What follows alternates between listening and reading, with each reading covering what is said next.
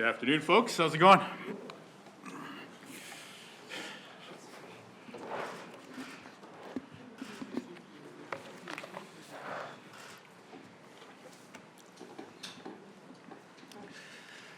Thanks everyone for joining us here today. Budget day in Manitoba. Good news today. So I want to begin by acknowledging that the work that we carry out as the Manitoba government happens across the traditional territories of the Anishinaabe, the Anishinaabe, the Cree, the Dakota, the Dene, the Métis, and the Inuit peoples. I also want to give a shout out to my colleague, Adrian Sala. His first budget here today is a significant document. It charts a very positive path forward with significant investments in healthcare and lowering costs for you and those who need it most. This document also has a path to balancing the books within 4 years. And with that, and with so many other healthcare initiatives, economic initiatives, affordability measures to help you and those who could really use some help right now, we're delivering on a huge number of the commitments we made in the recent provincial election. So I want to say that Manitobans have chosen a direction, and we're very honored to have the opportunity to bring that forward here in our first budget. This document, One Future, One People, One Manitoba, is the result of tons of conversations that we've had across the province, a huge amount of work that has gone into identifying the needs and to listening to the challenges, but also hearing the opportunities that Manitobans are excited about for our future. Over the past few years, especially because of the impacts of the pandemic, there have been so many reasons for Manitobans to be divided. And our team takes very seriously the message that we've heard that it's time to find reasons to bring people together. And we don't have to agree on everything in order for us to do the big things together, like fixing healthcare and lowering costs in this present economy. So there's a number of initiatives that we're very, very excited to be able to commit to today. The theme of this budget, in addition to unity, is about delivering more help for you and more help for those who need it most. When we're talking about people who need help, we know that those on the front lines of our healthcare system have been crying out for investments. Today's budget brings forward $1 billion new in healthcare investment that is going straight to the front lines. Every single new federal dollar is going to the front lines of our healthcare system, not just the Canada Health Transfer. The equalization investments are going to the front lines as well. What that's going to produce this year is 1,000 new workers on the front lines of our healthcare system. 100 new physicians, more than 200 new nurses, 90 new paramedics, 600 healthcare aides. And again, the challenge that we face in healthcare isn't going to be solved overnight.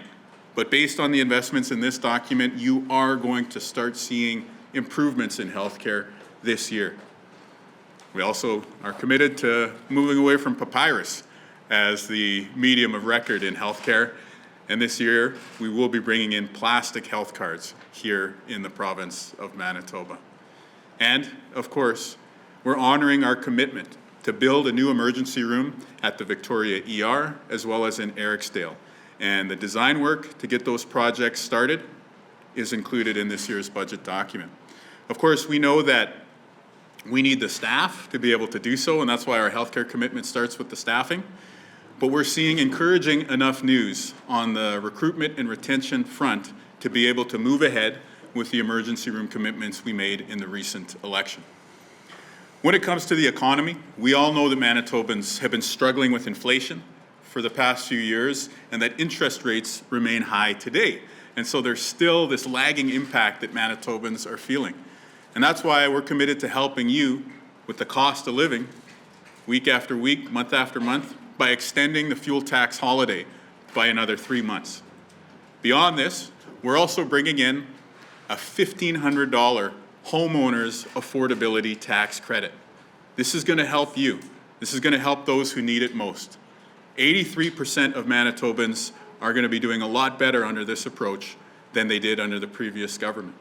And so I encourage you to Pull out the old check stub that the PC's mailed to you and compare it to the $1,500 tax credit that we're bringing in this year. This is real help. This is real help for those who need it most as well.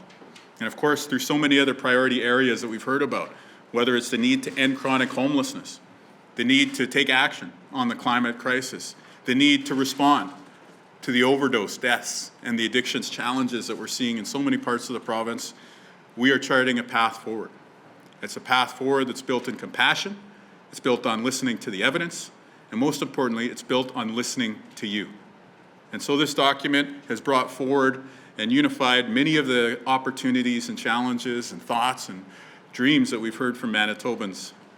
And that's why we're very proud to bring forward this document, One Future, One People, One Manitoba, so that we can continue to work together in making this province such a great place to grow up and a great place to grow old.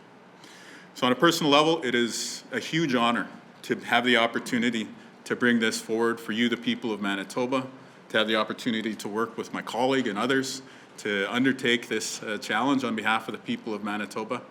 And so I just want to acknowledge that today is a big day for my colleague, the Minister of Finance, here as well. So Minister Sala, please. Thank you so much, Premier, and thanks to everyone for being here with us today on this very exciting day for our province.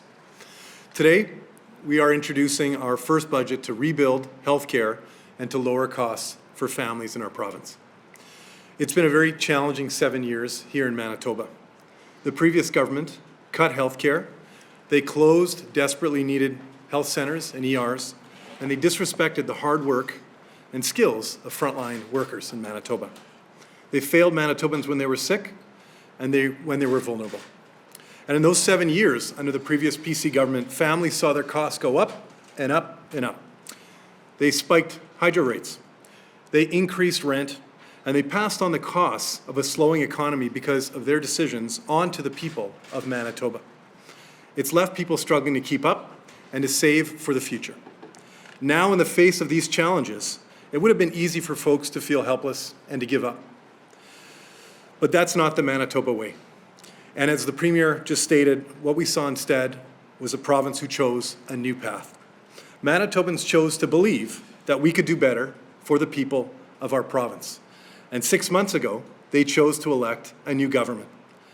We made a commitment to the people of Manitoba that we would put Manitoba on a positive path forward by rebuilding healthcare and by bringing in lower costs for you and your family. Today, we are delivering on that promise. Budget 2024 delivers help for you and for those who need it most. We're starting by staffing up healthcare in Manitoba. That sense of hope that the Premier alluded to, the way we keep more folks, like the nurse who wants to stay on, is by reducing the pressure on staff, by bringing in more healthcare workers to the front lines right away. In Budget 2024, we're hiring 1,000 new healthcare workers, 100 doctors, 90 paramedics, 210 nurses, and 600 new healthcare aides. And with these staff, we can build out our healthcare system with smart and targeted investments. This means more ICU beds, more rural and northern care, more clinics, expanded cancer care, and reduced ER wait times. With more staff and less pressure on existing ERs, we'll be set up to start the building at the Victoria ER. This budget has the funds to start that work right away. We've heard from staff and from families about what this new ER will mean for South Winnipeg. It means that more staff will be able to focus on delivering the care that they trained for. And it means no family will have to drive past the Vic to another ER further away during an emergency. We've laid out a plan to build up a strong healthcare system where you get the care you need at every stage.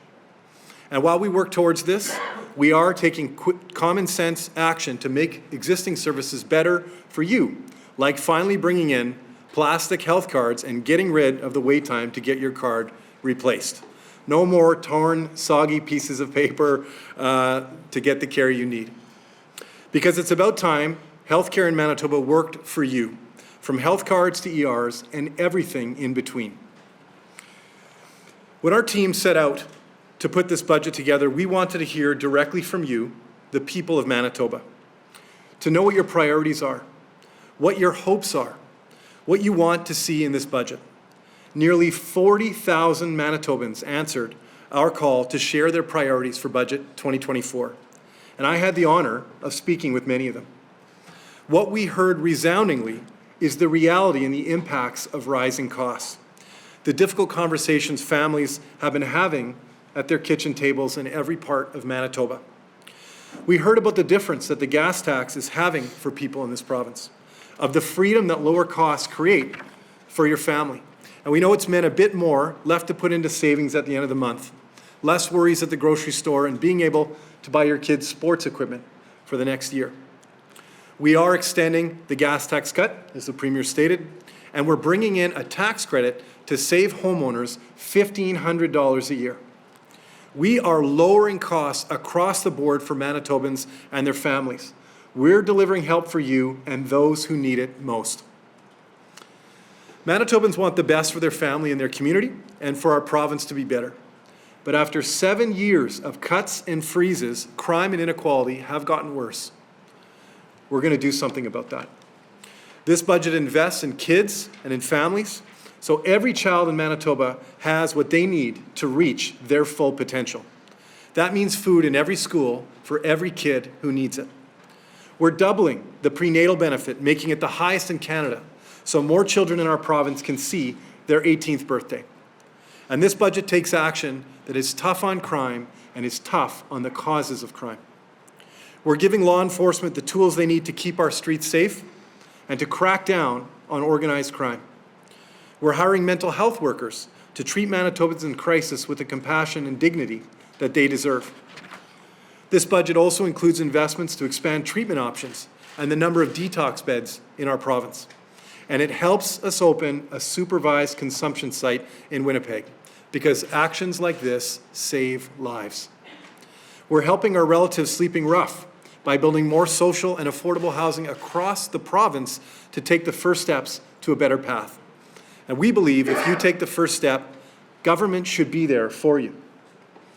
That's what this budget helps us live up to. You know, for 7 years, the PC government stalled work in growing our economy. They shut down projects, and they let real opportunities pass us by. It slowed growth, and it hurt workers the most. We're putting Manitoba back on the map to become a real competitor in the low-carbon economy.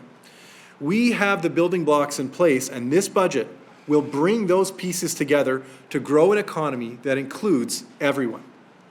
We're investing in new capital projects, new schools, roads, and community centers, new clinics, and 2 new emergency rooms, the Vic ER and the Eriksdale ER. We're building out a port in Churchill, and we're investing in Centerport. And in the process, we're creating hundreds and hundreds of new, good-paying, family-supporting jobs for Manitobans.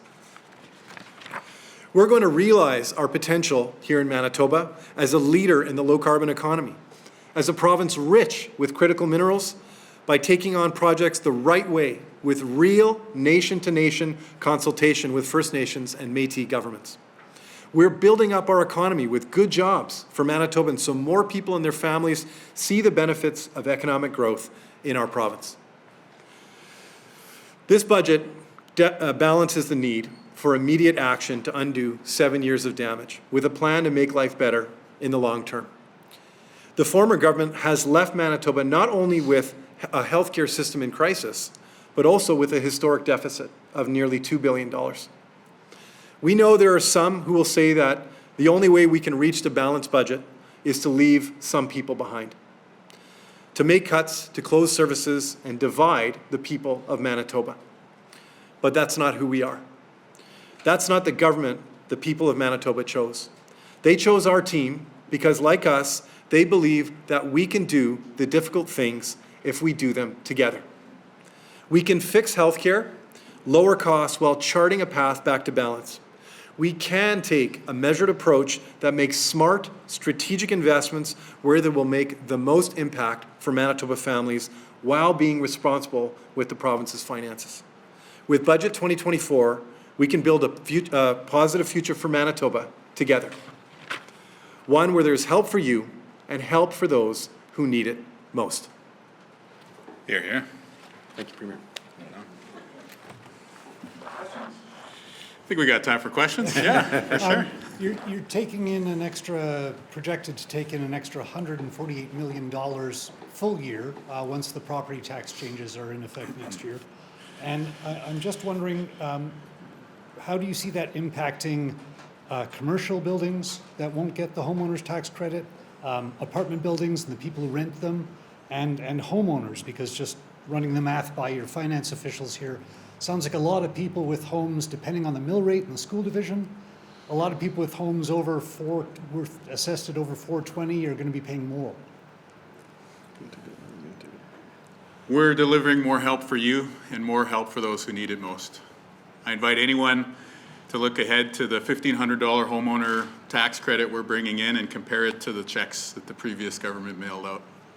Manitobans are going to be better off with this plan. You're going to be better off in dollars and cents, but you're going to be better off with a better education system and stronger health care in the province of Manitoba. At the same time, we're developing a new school funding formula. And so when you're talking about small businesses and measures for them, you're going to see those plans sketched out in detail when we bring forward the school funding formula for next year. But the good news today is that we're extending the gas tax holiday, which has been a big help for the average blue collar, the average middle class person in Manitoba. And we're bringing in a new $1,500 homeowners tax credit. By the way, renter's tax credit is generous. It's going to help renters in need with a top up for seniors as well. So I'll invite the finance minister to comment on that. Yeah, that's great. We know that under the last government, taxes were raised on renters in Manitoba. And we know renters are seniors, people on fixed incomes. And that significantly increased the challenges they were facing in this climate. So we're really proud that this budget brings forward a renter's tax credit that will raise the benefits for renters to make life easier and more affordable for them. And this is just the first step of our plan to continue making life more affordable for renters. Okay, but again, you're bringing in an extra $148 million a year through these property tax changes. So where's that money coming from? Because as I understand it, it's coming from high value homes, even medium value homes, depending on the mill rate, and then commercial buildings and apartment buildings. The average home price in Manitoba is about $350,000 a year. We can say with confidence 83% of Manitobans are going to make out better under this plan, and 100% of Manitobans are going to be more well off when we have a properly funded school system and better health care in our province. So we're lowering costs for you. We're helping those who need it most. A huge amount of Manitobans are not going to pay any school tax portion on their property tax bill with this new approach.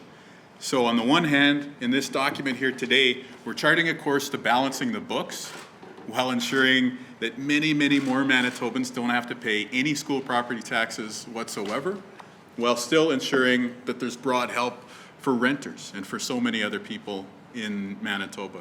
So this is a good news document. We were handed a very challenging fiscal situation by the previous government, who was running up the expenses trying to campaign last year. We're charting a path that's more responsible, fiscally speaking, but it also delivers more help for you and more help for those who need it most. So you have preliminary design money here for Victoria Hospital, no completion date. You've got money to lay the groundwork for a police headquarters inquiry, no completion date. And you've got supervised consumption money, no completion date. These are election promises. Why no completion dates? This is a plan to be able to make good on so many of the promises that we were elected by Manitobans to deliver on. When we see the addictions crisis in our province, we know that young people, people of all ages, people of every demographic, every geographic region in our province are struggling right now. And we are going to take steps to hold people who are bringing toxic drugs into our communities accountable. But at the same time, if you're somebody who had an addiction and you access a poison drug supply, that shouldn't be a death sentence. And no longer are we going to leave some tools in the toolkit and not use them for ideological reasons. We are stepping up to ensure that every tool that we have to combat the addictions crisis is going to be used. At the same time, speaking with other premiers, experts in the field, when you stand up a supervised consumption site, it is going to have an impact. And so the question of location is a significant one that requires us to engage with the community. We have a very interesting proposal brought forward by an Indigenous-led consortium on a supervised consumption site. We're looking at that. We want to ask the questions of the community in terms of where should this be located. We got an idea of the general vicinity in terms of North Main, but how do you ensure that the impacts on public safety and on the immediate neighborhood are going to be addressed? And so these things take time. Similarly, Manitobans know that we didn't get into this healthcare staffing crisis overnight. And while we know it's going to take us years to fix, we're delivering real help now. We're saying we're staffing up the healthcare system with tangible, achievable targets this year. You are going to start to see the improvements to healthcare in this budget year. And we're confident enough that the staffing situation is on a path towards improvement, that we're also putting aside the money to design the new emergency room at the Vic Hospital. And so all of these steps are steps which are achievable over time. The challenges that we face in terms of the healthcare staffing crisis, the addictions issues, trying to tackle inflation and make life more affordable for people, we can't just flip the switch and have it done overnight. But we have a comprehensive, well thought out plan that's based on you, the people of Manitoba, and what you've told us. And so we're delivering already, and this charts out the next year's worth of progress that we're going to make together. So what makes you think you're going to be able to hire these healthcare workers when the previous PC government could not? We are training healthcare workers right now, and then we're going to do something the PCs never did. We're going to post jobs and then send out job offers to the people to join the front lines of our healthcare system. We've looked carefully at the various cohorts who are in training programs, the people who are in the immediate vicinity of being recruited into our healthcare system. The numbers that we're putting forward here, 1,000 new healthcare workers at the bedside in Manitoba, it's achievable. We're going to do it this year. And by the way, we hope to outdo those targets. We hope to exceed those numbers because we owe that to the people who work on the front lines of the healthcare system. And Premier Minister, just to follow up with Bartley very briefly here, is, and I remember during the campaign, you both talking, but you particularly, Premier, saying if we have to kind of compete with those other provinces on salaries, we will. Do you budget for that in the fact that if you're a healthcare worker right now, you're very popular and nothing delivers like the bonus, the hourly wage, those types of things? Is that built into what you're thinking here as far as those wages are concerned, given the fact that most of this stuff you bargain, That's right. et cetera? But are you thinking ahead because other provinces are going to be doing the same thing? And I know you're trying to avoid that, but it's hard not to avoid in the environment that we're in right now. We're definitely thinking about all that because when we're talking about nurses, healthcare professionals, physicians, we have to have a competitive offer. And that competitive offer has to include decent wages and incentives to get people working in the parts of the healthcare system where we need them. But let's face it, we have a real competitive advantage in housing. Even a physician cannot buy their own home in Vancouver these days. But a nurse, a healthcare professional, a healthcare aide can still afford to buy a house here in Manitoba. We're also leaning into culture. The Minister of Health and myself have been to many, many sites already and will visit many more in terms of hearing from the front lines. And the priorities for folks on the front lines are a competitive wage and, fair pay, but it's also about respect. It's about being heard when they bring an idea forward that they know it's going to get implemented and that they're going to hear back and that it's not just making an appeal to shout into the abyss. And so we're working on all these important priorities in healthcare because we know Manitobans want to see improvements and you deserve that. So a lot of bullet points, my final question here, on what you're doing. Lots in this document. I'm interested in what you've decided not to do. Part of that was, yes, you announced Lac de Bonnie, you're announcing Arborg and the 2 care centers here in Winnipeg. What have you decided not to do that the previous government had announced? And address part of the big elephant in the room, and that's at Health Sciences Centre. Lots of documentation here on CancerCare, but still, where are you at at the a brand new building to replace the old general there. Where are you in that process? So I'll answer the first part first, and then I'll get to that a little bit later on. What we're deciding not to do in this budget is to continue the structural deficit created by Heather Stephenson and the PCs. When you see us achieve balance, when you can credibly say that the structural deficit created in the lead up to last year's election has been eliminated, you'll have an answer of what we're not doing.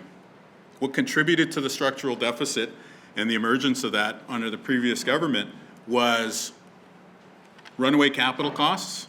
And as you know, when you commit to a capital project, those expenses continue to hit your books for years and years after the fact. No oversight on collective agreements that they settled, that we're still finding out new impacts of as we speak. And then, of course, revenue reductions. And so these three things that were all pursued in the lead up to the election last year created a structural deficit in Manitoba. And what you have here is a charting of the course out of that mess. And I see that, but Niverville, no? Have you decided on some of those specific? We're not saying no to anything. Okay. What we are doing is we're saying, just as the average family out there is having those tough questions and conversations at the dinner table, how are we going to find $20? How are we going to find $50? You have a finance minister and a government that is matching your commitment. And we're having those conversations about, yes, this is a great project, but can we afford to do it now? Or does this one need to wait? Because this VIC ER is the thing that we need to do in the next 2 years. Similarly with the personal care homes, there is an urgent need made all the more worse because there was no personal care home beds built over the past 7 years in Manitoba. There's an urgent need for that. But what can we sustain? What can we staff once the personal care home comes online?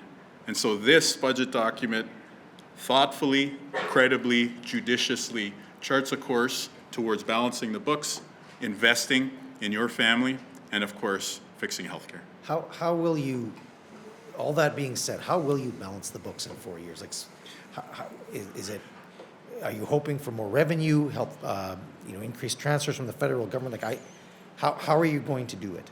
If Jeff Keel wants to mail a check in to the Minister of Finance, we'll certainly welcome that. But we're going to take a balanced approach. We're going to take a balanced approach to balancing the books, which means you see us in this document, we're doing the work of revenue and expenditure management. We are going to have to continue to manage spending very carefully and very judiciously. And by that, I also mean making sure that we're delivering on the quality education and healthcare that you need in Manitoba. At the same time, we got to grow the economy. So it's about revenue and expenditure, but it's also about growing GDP. I want Manitoba to become a have province in the next decade. In order for us to do that, we got to grow provincial GDP per capita by about $10,000 to $12,000.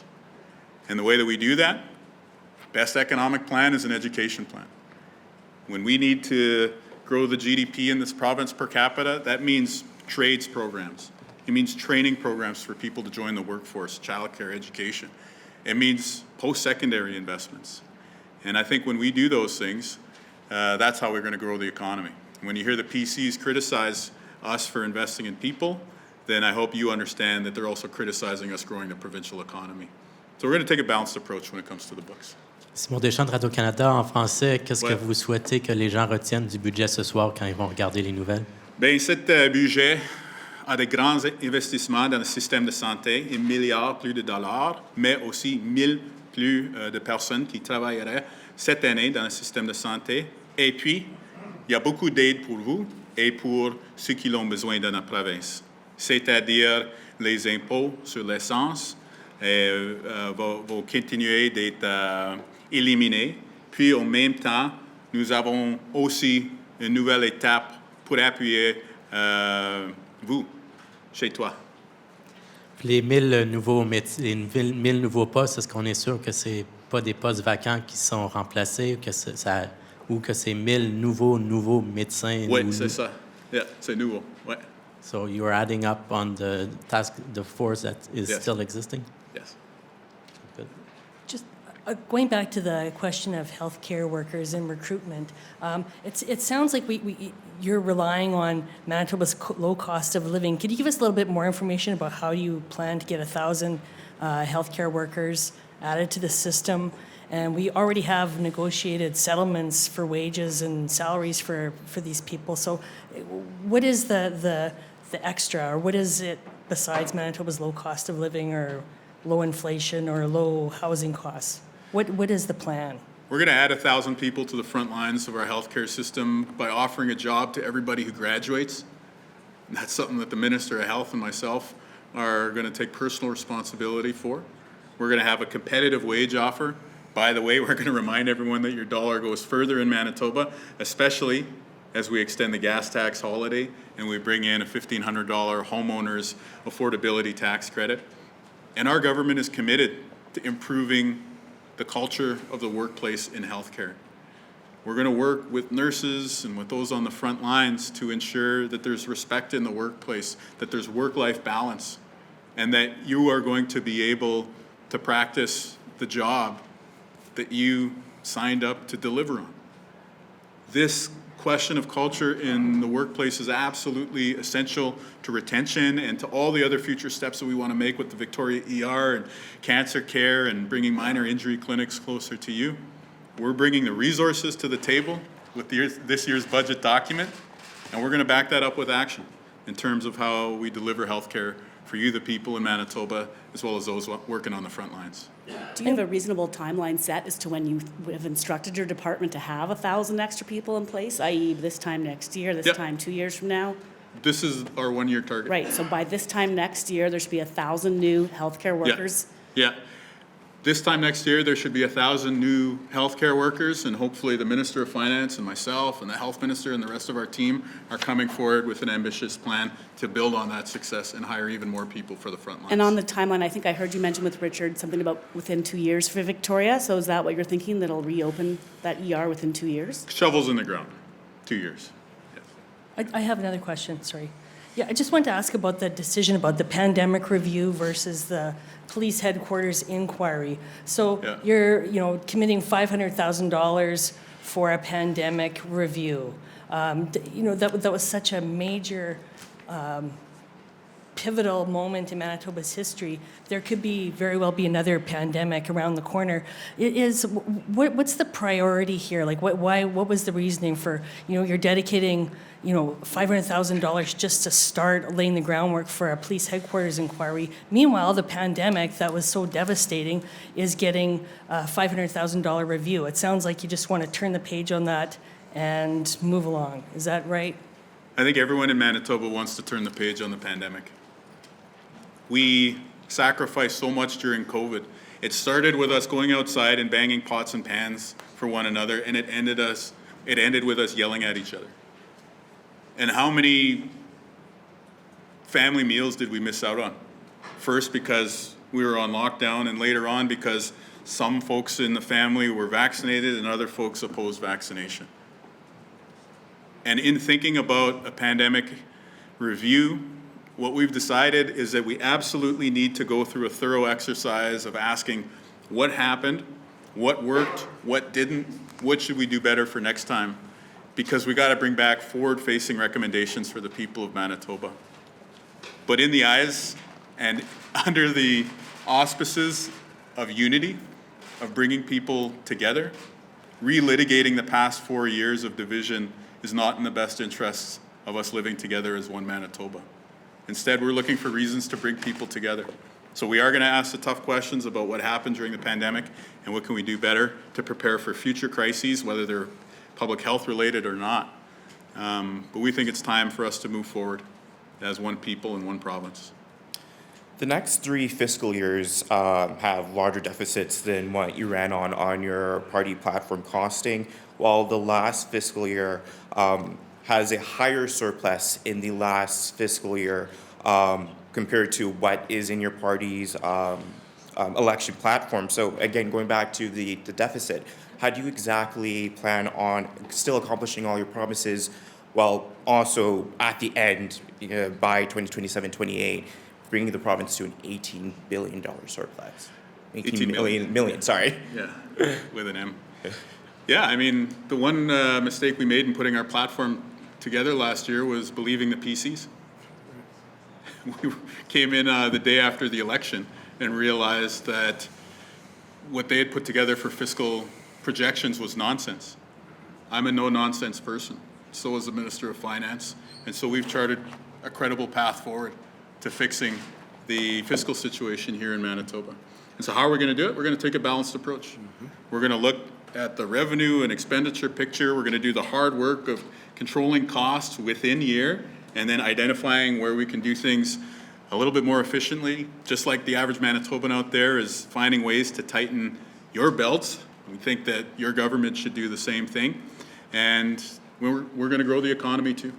We have significant investments in economic development initiatives, clean energy opportunities, and these are opportunities in addition to the investments in education to grow GDP, to grow the economy, to grow the take-home pay that the average Manitoban is facing. And so with that balanced approach, we believe that the four-year plan we've laid out here is the best path forward to, at the one hand, deliver better health care and lower costs for you, while on the other hand, still moving towards budgetary balance.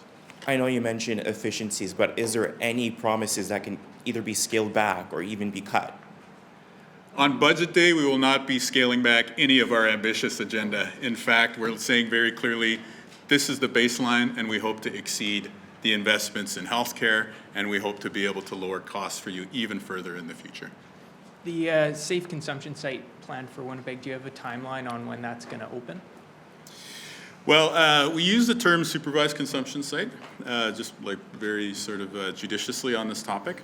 And what we envision is that this year is going to be spent scoping, figuring out how do we deliver on this, how do we ensure that there's proper oversight with the healthcare system. At the end of the day, what we want is a path towards primary care, a path towards addictions medicine, a path towards somebody leading a more positive life in the future. And we know that there are going to be impacts on the neighborhood wherever this is located, so we want to figure out how to mitigate that.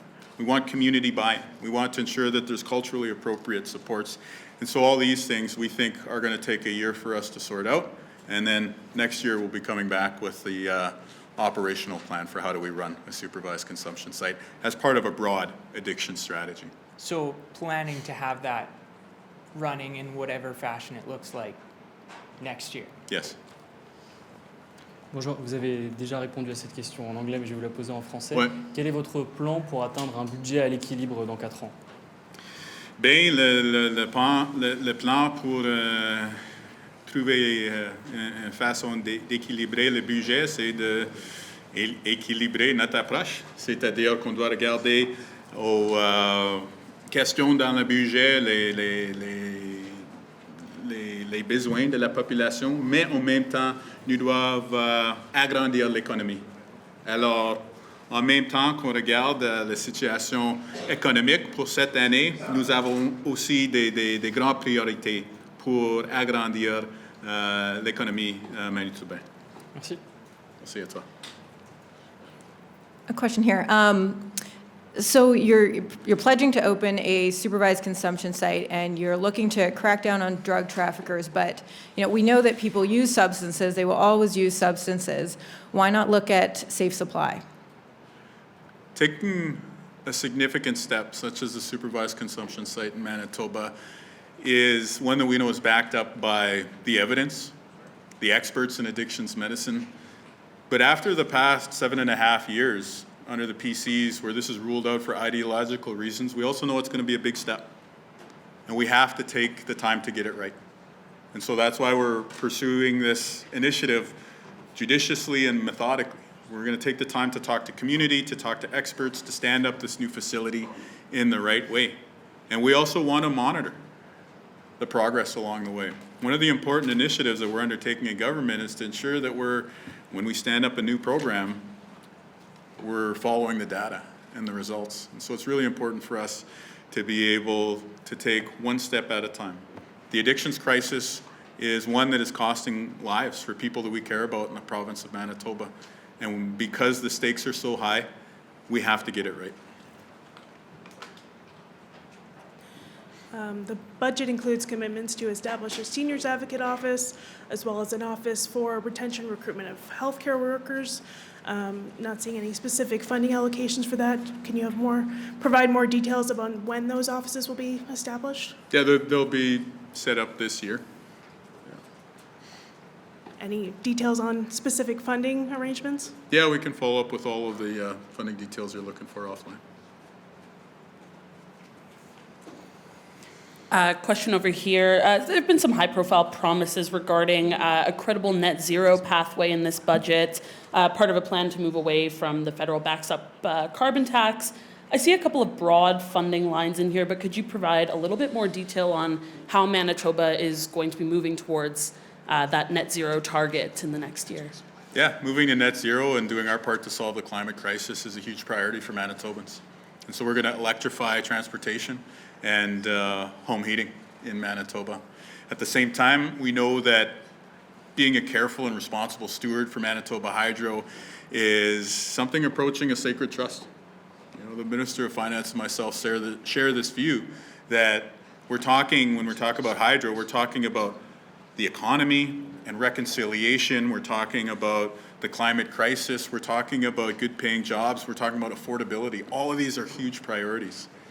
And we're setting a path towards more responsible stewardship of Manitoba Hydro, bringing it back to the idea that it's about low cost electricity for you and your family, that it's about low carbon electricity for the environment, and it's about doing that under a public ownership model that has been proven over the past 5 decades to put us in a leadership position in the net zero economy.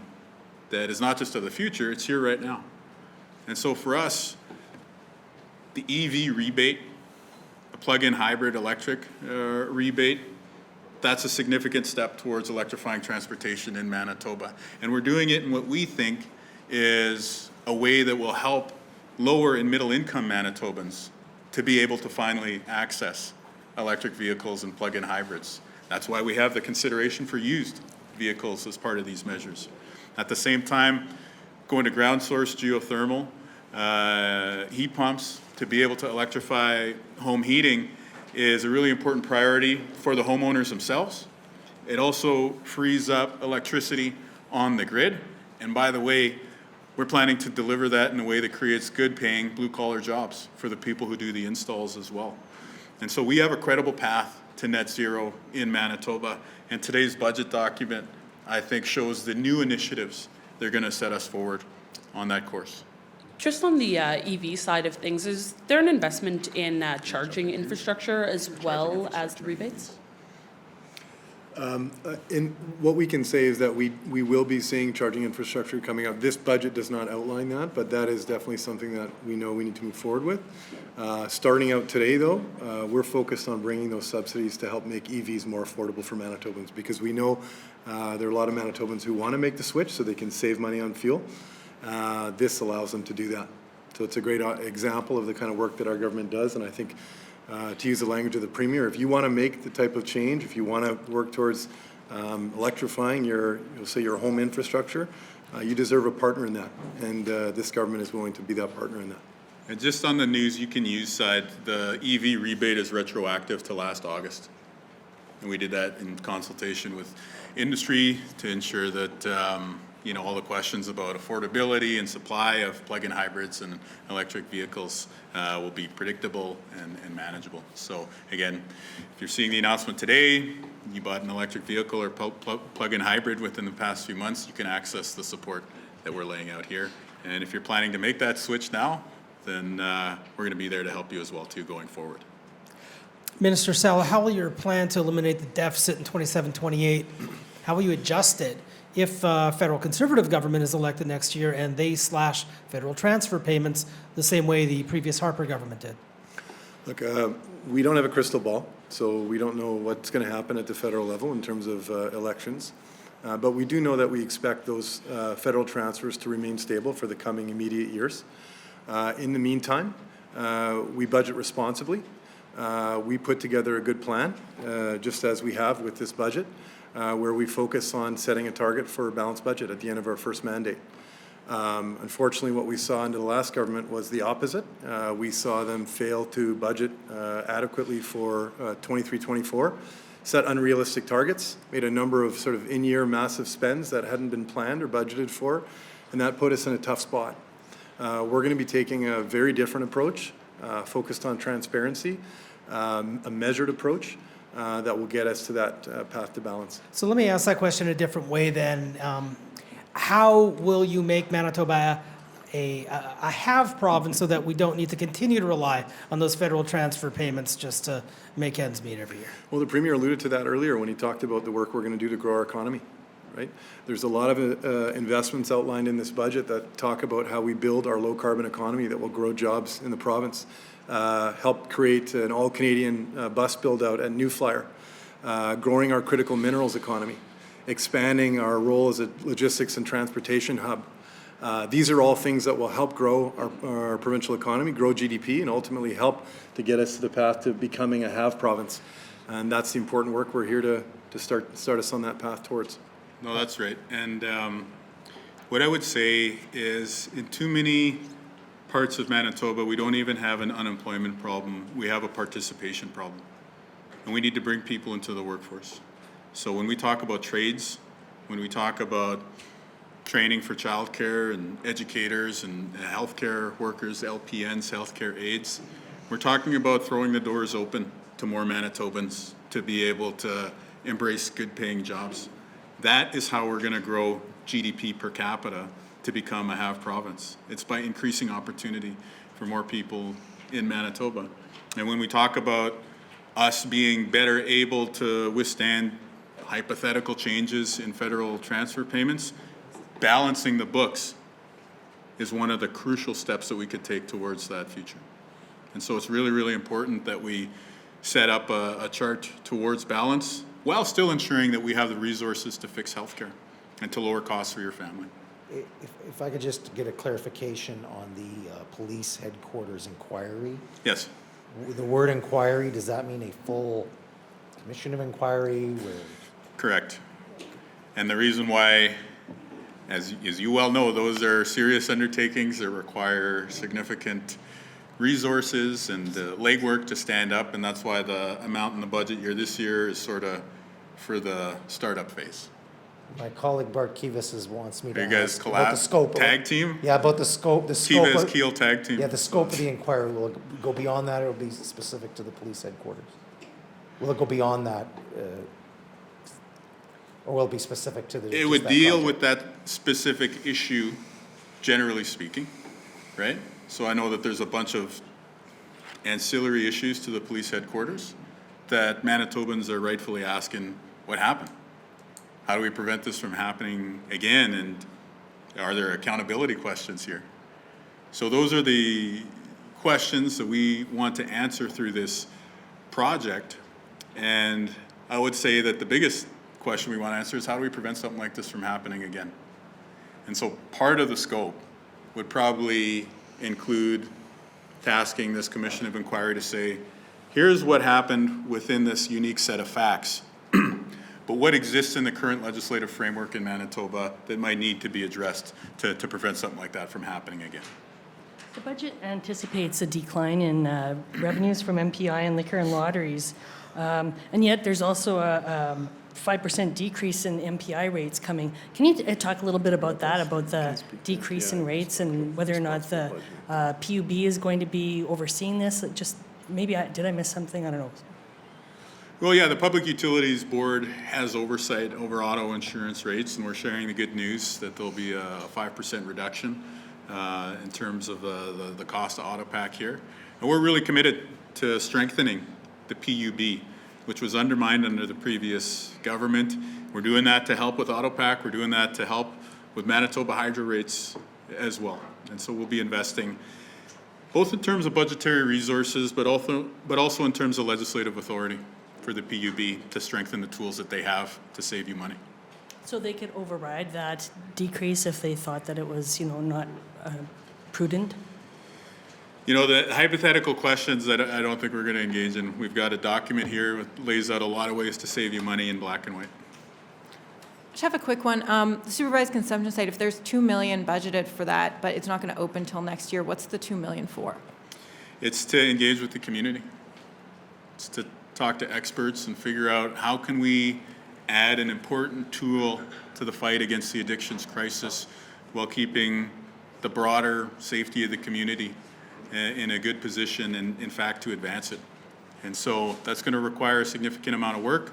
At the same time, we believe that there's good partners who are doing important work on harm reduction in the community right now that we can work with, and I would foresee some of these resources going to assist their efforts as well.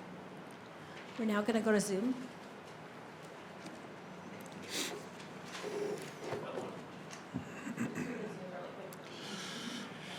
Zoom, if you're there.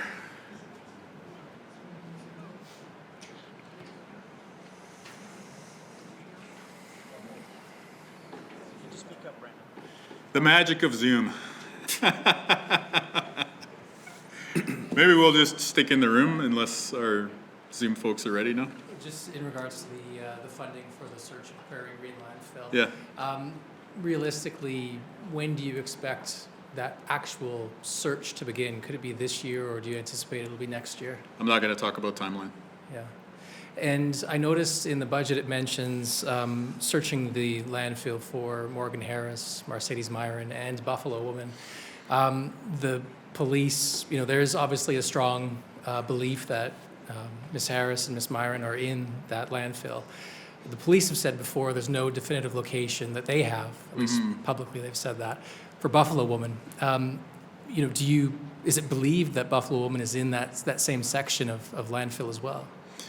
So we got $20 million in the budget this year to search every cubic meter of the Prairie Green landfill that's been identified. And this is about sending a message that our province is one that doesn't leave people behind. And what these families have gone through over the past year, you look back at the election campaign and I can't even believe it, the ads that were run. These families had to endure that. And so we're just going to do the simple, decent thing of going to look for their loved ones. And by the way, if the previous government would have acted when this issue first emerged, the landfill search would be completed by now. And we've shown you the level of resources, while significant, are not beyond the reach of what we can sustain in the province. And so for so many reasons, the most important of which being that we want to bring everyone along, that we are one Manitoba, we are going to search the landfill. I cannot guarantee success, but I can guarantee that we're going to try. One more quick one, and really about budget for Winnipeg. Yeah. And in the sense that there is significant funding and transfers to municipalities, both outside the city and in Winnipeg. But the bigger picture on transit and what this city wants to do on transit with a willing and able federal partner, what you say in the documentation as far as new flyer, those types of things, what can Winnipeggers expect from this provincial government now and into the future as far as commitments to get our transit system kicking and screaming beyond the 1990s, but into this century? Well, we'll start with plastic health cards, and then we'll move on to electric buses. We have a great relationship with Mayor Gillingham and his administration. We're going to be good partners with them when the unforeseen issues like the pipes that burst arise. We'll be there to help. We'll be good partners. But we're very excited about the opportunity that NFI Group offers to Winnipeg and to the province of Manitoba, which is to say advanced zero-emission manufacturing that creates good-paying, middle-class, blue-collar jobs here in Winnipeg, in Transcona in particular, that's something we're going to lean into. And so over and above ensuring that there's a strong transit service for Manitobans and working with our partners at the city to deliver on that, we also want to make a showcase. We want to make a showcase here so that other jurisdictions can say, you know what? That's how you run a transit system, and that's how you bring zero-emission buses online. And when we do things like that and we act as that sort of showpiece for new innovations, that's how I think we can really punch above our weight in terms of fighting the climate crisis. And you expect to announce that very shortly, correct? The NFI investment is in the budget, Yeah. and the investments to municipalities, we're committing 2% a year over the course of our term. That's going to be a baseline. Hopefully, we'll be able to exceed that, but we'll be a good partner in terms of municipal funding. Just a quick one on the geothermal and heat pump budget line there. There's no specific funding outlined in this budget for that program. Can you just provide a little bit more detail on the targets for this year or the funding expected for this year? I think in terms of specific targets, more to come when we finalize those plans. But as we stated during the election, we made a commitment to 5,000 individual residences, and hopefully we will be able to exceed that at the end of our first mandate. We know that this is a great opportunity to save Manitobans money on their heating, also to, of course, do our part in fighting against climate change, and we're excited to be bringing more good news forward on that front. But no specific budget line as of yet in terms of like the provincial dollars going into that this year. Yeah, that would be under Efficiency Manitoba. So more to come when they bring out that plan. Okay, we can hear bells ringing, so we should wrap things up here. But I did want to make one closing comment, which is that in the recent provincial election campaign, we said that over and above individual budgetary messages and commitments and promises that we're making to you, the people of Manitoba, there was one goal that we wanted to adopt as our guiding light, and that is helping to ensure that more Manitobans will thrive to see their 18th birthday.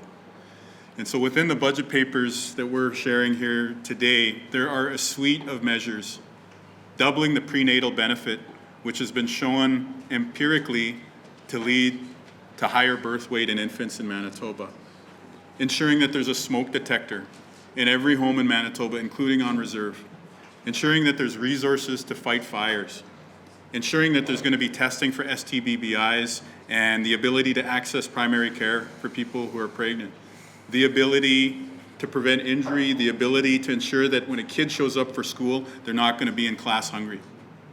When we put this collection of measures together, we believe that we're going to make serious progress in terms of fighting something that Manitoba's been a leader in for far too long, which is infant mortality and child mortality. So we're going to invest in healthcare. We're going to lower costs for you and your family. And when we talk about building one Manitoba, we feel like if at the end of 4 years, more kids get to see their 18th birthday, every single Manitoban is going to feel pretty good about that. So miigwech, merci. Thank you very much. Thanks, folks.